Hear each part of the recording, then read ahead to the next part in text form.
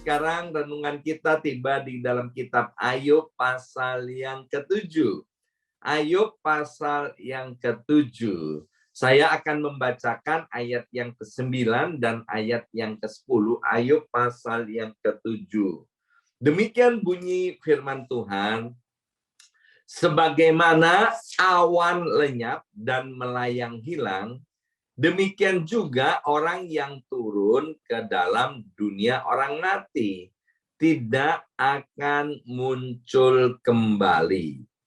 Ia tidak lagi kembali ke rumahnya dan tidak dikenal lagi oleh tempat tinggalnya. Alkitab mengajarkan dengan jelas melalui ayat yang kita baca ini tentang dunia orang mati. Ya, maaf Bapak Ibu sekalian ya, pagi-pagi udah bicara tentang dunia orang mati ya. Tapi ini ayat penting sekali supaya kita mengerti bahwa melalui ayat ini Tuhan mau berbicara kepada kita bahwa setelah kematian itu tidak benar bahwa roh orang yang sudah meninggal dunia itu melayang-layang atau bergentayangan ya. Saya nggak tahu itu orang-orang berbicara tentang arwah yang bergentayangan ya, apa itu berdasarkan film atau berdasarkan apalah ya, plesetan-plesetan begitu. Tetapi yang jelas firman Tuhan berkata bahwa tidak ada roh orang mati yang bergentayangan ya. Kalau sudah mati dikatakan di sini di ayat yang ke-10, ia tidak akan lagi kembali ke rumahnya ya. Sebab apa Bapak Ibu sekalian? Di dalam kitab Pengkhotbah dikatakan bahwa tubuh manusia ini ya, tulang dan daging ini sebetulnya kan dari tanah. Di dalam kitab Pengkhotbah berkata bahwa tanah kembali menjadi tanah dan roh kembali kepada Tuhan yang menciptakan ya. Jadi ini Bapak Ibu sekalian, kalau ada orang-orang yang datang kepada kita atau memberitahukan kepada kita tentang roh-roh orang mati, maka ini adalah ayat yang menjadi pedoman buat kita. Nah, iblis itu suka menyamar, Bapak Ibu sekalian. Iblis itu tidak maha kuasa, tapi dia punya kuasa.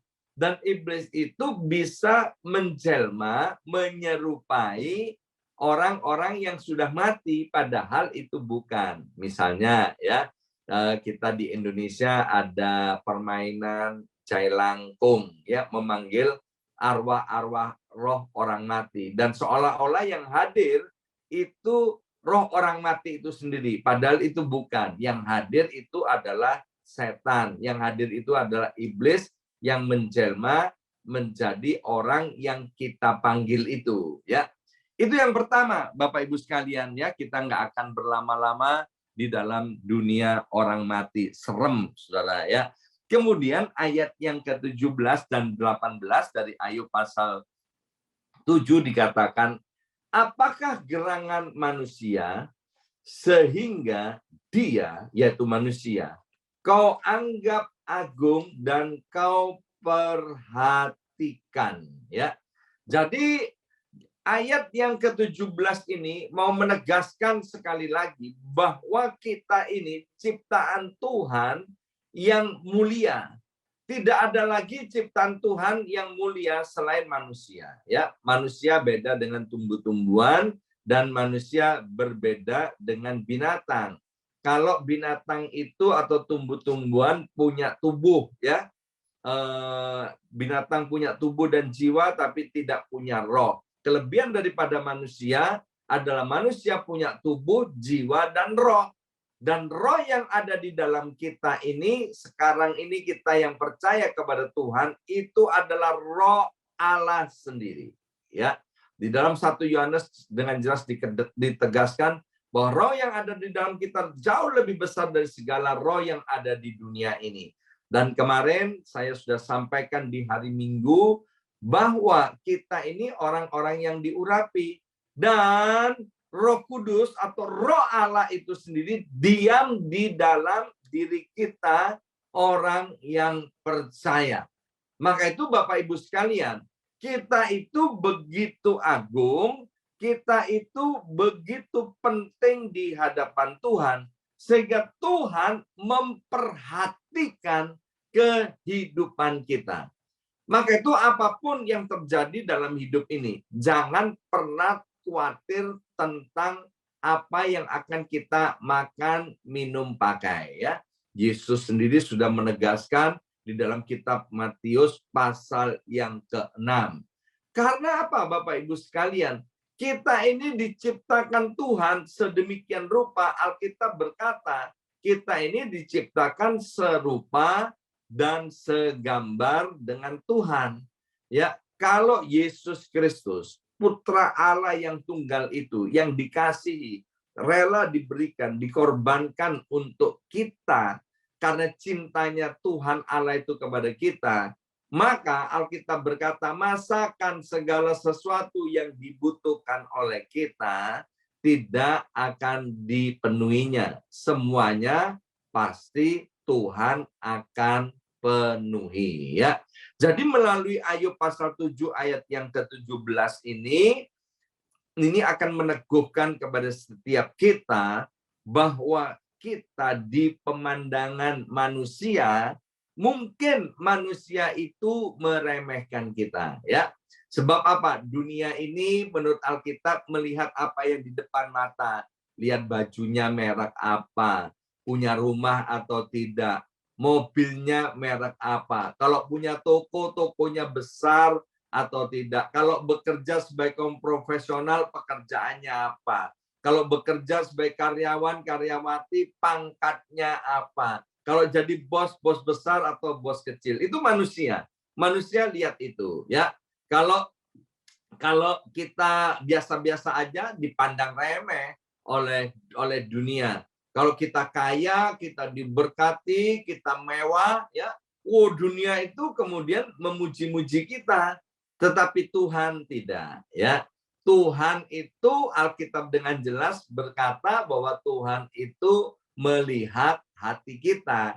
Dan di ayat ini ditegaskan bahwa kita ini penting di hadapan Tuhan. Kita dianggap agung. Kita selalu diperhatikan, ya. Nah, kalau Bapak Ibu sekalian berkata soal tentang kata perhatikan, ya. Apa sih yang kita perhatikan? Yang kita perhatikan adalah hal-hal yang penting. Kalau yang nggak penting, yang nggak diperhatikan, ya. Kemarin saya ngobrol sama anak saya yang ada di Indonesia melalui telepon, ya, dan kemudian kita tanya, ya, tadi ketemu ini ngobrol apa, ya kan? Terus dia bilang gini, ya lupa Pak, yang diingatkan yang penting-penting, kalau yang nggak penting ya nggak diingat. Kenapa? Nggak diperhatikan karena semuanya cuman basa-basi, ya kan? Nah, Bapak Ibu sekalian, Tuhan memperhatikan kita. Ya, kenapa? Karena kita dianggap penting dan itu bukan basa-basi, ya. Karena saking pentingnya kita, maka Tuhan Yesus rela mati di atas kayu salib, ya. Untuk supaya apa? Supaya kita yang penting ini tidak binasa, melainkan beroleh hidup yang kekal di hadapan Tuhan. Dan kemudian di ayat yang ke-20, ya, ayat yang ke-20 dikatakan begini. Kalau aku berdosa, apakah yang telah kulakukan terhadap engkau, ya penjaga manusia? Mengapa engkau menjadikan aku sasaranmu, sehingga aku menjadi beban bagi diriku? Nah, ingat Bapak Ibu sekalian, bahwa Ayub menceritakan hal ini ketika Ayub dalam keadaan sangat tidak baik. Tubuhnya sakit semua, istrinya tidak mendukung dia, kemudian anak-anaknya semuanya mati, harta bendanya habis ludes des des. Jadi ada beberapa pernyataan Ayub itu yang alkitabiah, tetapi ada pernyataan-pernyataan Ayub yang tidak sesuai dengan sifat Allah. Kalau tadi Ayub berkata, ya, manusia itu dianggap agung dan diperhatikan oleh Tuhan, itu memang benar adanya. Tapi ayat yang ke-20 ini, Ayub salah sangka tentang Tuhan, ya. Jadi kalau baca kitab Ayub ini mesti hati-hati Bapak Ibu sekalian, karena itu di dalam kitab Ayub ada pernyataan-pernyataan yang tidak sesuai dengan firman Tuhan, tetapi memang ada pernyataan-pernyataan yang sesuai dengan firman Tuhan, ya. Nah, kembali ke ayat yang ke-20. Ayat yang ke-20 ini Ayub bilang begini, bahwa Tuhan itu ngawasi manusia untuk apa? Mencari kesalahan manusia. Wah, kita kan repot, saudara, ya kan? Kalau kita punya istri, misalnya, ya kan? Istri kita bilangnya sayang kepada kita, tapi yang dicari selalu kesalahannya. Ya kita nggak bakal tahan tinggal dengan istri yang model demikian. Demikian juga seorang istri, kalau tinggal dengan seorang suami, selalu memperhatikan, ya, istrinya. Seorang suami selalu memperhatikan istrinya, tapi yang diperhatikan apa? Dicari-cari kesalahannya. Ya nggak tahan hidup seperti itu. Nah, Tuhan tidak seperti itu. Jadi Ayub dalam hal ini salah sangka, ya. Jadi Ayub berpikir bahwa Tuhan itu menjagai Ayub, memperhatikan Ayub. Setelah itu apa?